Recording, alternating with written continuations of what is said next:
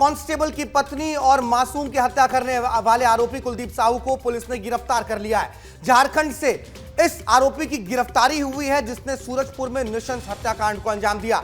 इसके खिलाफ कई आपराधिक मामले भी दर्ज हैं। ये जिला बदर घोषित था और उसी दौरान इसने इस हत्याकांड को अंजाम दिया था। बलरामपुर एसपी ने इसके गिरफ्तारी की पुष्टि भी कर दी है। झारखंड से यह भागने की फिराक में था, वहीं पर इसे साइबर सेल की मदद से पुलिस ने धर दबोचा तो सूरजपुर के आरोपी को गिरफ्तार कर लिया गया है। यह बहुत बड़ी जानकारी है, बहुत बड़ी खबर है। लगातार सूरजपुर में स्थितियां तनावपूर्ण बनी हुई थी। सभी लोग आक्रोशित थे कि मुख्य आरोपी कुलदीप साहू की गिरफ्तारी कब तक होगी।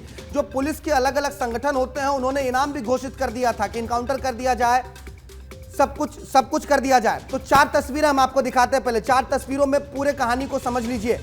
ये जो दो सबसे पहले तस्वीर में जो आप 2 लोगों को देख रहे हैं वो हेड कांस्टेबल की पत्नी है, तालिब शेख की पत्नी है और बेटी है जो अब इस दुनिया में नहीं है। इनके ऊपर कुलदीप साहू ने धारदार हथियार से हमला किया। घर में घुसकर इन दोनों को बेमौत मार दिया गया।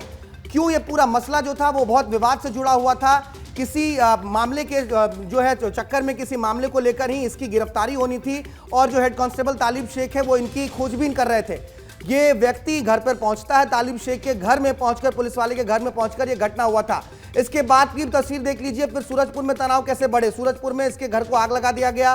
पुलिस प्रशासन को भी भीड़ के सामने परेशान होना पड़ गया, भागना पड़ गया एसडीएम साहब को। ये 4 तस्वीरों ने कल पूरे दिन सूरजपुर में तनाव बनाकर रखा। हालांकि इस पर सियासत भी हो रही है। अब कुलदीप साहू को गिरफ्तार कर लिया गया है। मुख्यमंत्री ने भी इस पर प्रतिक्रिया दी है। साथ ही साथ टीएस सिंहदेव ने भी कहा है कि इस आरोपी को किसी पार्टी के साथ जोड़कर देखना सही नहीं है। सुनवाते हैं क्या कुछ कह रहे हैं दोनों नेता। देखिए, जो मेन अपराधी है उसकी गाड़ी में एनएसयूआई के पदाधिकारी का नेम प्लेट है, तो इससे आप क्या अंदाजा लगाएंगे? हाँ, लोगों को कानून अपने हाथ में लेना नहीं चाहिए। इसके लिए शासन प्रशासन है, कानून बना हुआ है। कानून व्यवस्था के भंग होने और किसी पार्टी से जुड़े होने या नहीं जुड़े होने से मतलब क्या है? कानून व्यवस्था है। कानून व्यवस्था में भाजपा, कांग्रेस, आम आदमी पार्टी, बहुजन पार्टी लिखा है कहीं? ये कानून व्यवस्था में राजनीतिक दल का नाम आना क्यों चाहिए?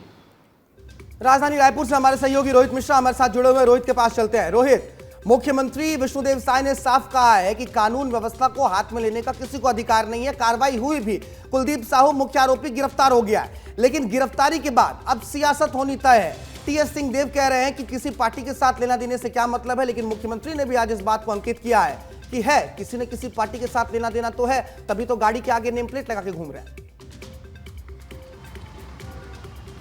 निश्चित तौर पर भारत लगातार राजनीति हो रही है और पिछले 10 महीनों में 3 बड़ी घटनाएं हो चुकी हैं और इस 3 बड़ी घटनाओं में 2 बड़ी घटनाओं पे कांग्रेस के नेताओं का नाम साफ तौर पर आया और देवेंद्र यादव बलौदाबाजार के मामले पे अभी भी जेल में हैं। वहीं कुलदीप साहू का भी नाम आया, जिस प्रकार से हालांकि कांग्रेस ने इसका खंडन किया, लेकिन कहीं ना कहीं सोचनीय विषय है कि गाड़ी के आगे प्लेट लगा हुआ है, प्लेट पर नाम लिखा हुआ है, इसके साथ ही उसका बाकायदा न्याय यात्रा को लेकर अगर वो पैम्पलेट जारी होता है तो कहीं ना कहीं सवाल के घेरे पर तो तमाम लोग आते ही हैं, लेकिन साफ संदेश है वो दिया गया है कि और ये कहा गया है कि अगर कोई भी आरोपी इस तरह की घटना करेगा, मुख्यमंत्री विष्णुदेव साय ने खुद भी अपील की है कि इस तरह की घटना ना करे, लेकिन अगर किया जाएगा तो उसे बख्शा नहीं जाएगा, क्योंकि हमने 3 बड़े उदाहरण जो है अभी हाल ही में देखे हैं। कुलदीप साहू को 24 घंटे के अंदर पकड़ा गया। दूसरा एग्जाम्पल सौरभ चंद्राकर को है कि उसको यूएई यानी कि विदेश से वापस लेकर आ रही है, उसको गिरफ्तार कर लिया गया, लाने की प्रक्रिया चल रही है। और तीसरा बड़ा नाम अमन साहू का है कि अमन साहू को झारखंड से पकड़कर पुलिस ला रही है। तो घटनाएं तो बड़ी हैं, लेकिन घटनाएं अगर देखा जाए तो कार्रवाइयां भी हो रही है। लेकिन रोहित जानकारी आपसे लेना चाहूंगा,